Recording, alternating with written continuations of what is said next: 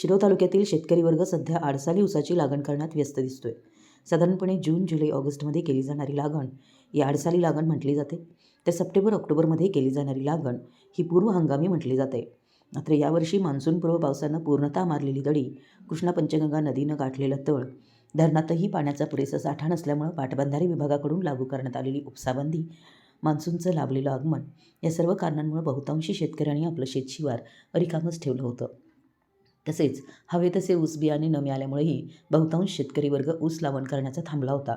गेले 2 दिवस शिरोळ तालुक्यात पावसाची रिपरिप सुरू आहे. राधानगरी, कोयना, धरण पाणलोट क्षेत्रात सुरू असलेल्या दमदार पावसामुळे शिरोळ तालुक्यातील कृष्णा, पंचगंगा नद्या तुडुंब भरून वाहत आहेत.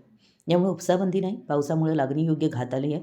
यासाठी मोकळ्या शिवारात मशागत करून शेतकरी आता ऊस लावण करण्यात व्यस्त असताना दिसतोय.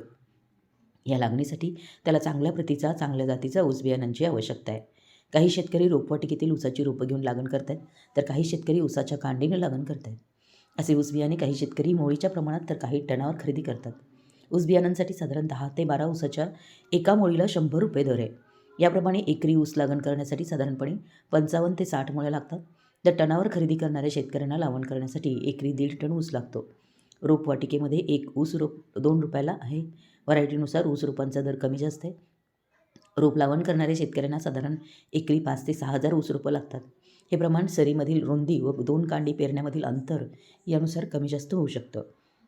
सर्व साखर कारखान्यांकडून चांगल्या जातीचा, चांगल्या प्रतीचा ऊस रोपं बियाणांसाठी सभासद शेतकऱ्यांसाठी उपलब्ध करून दिला जात आहे.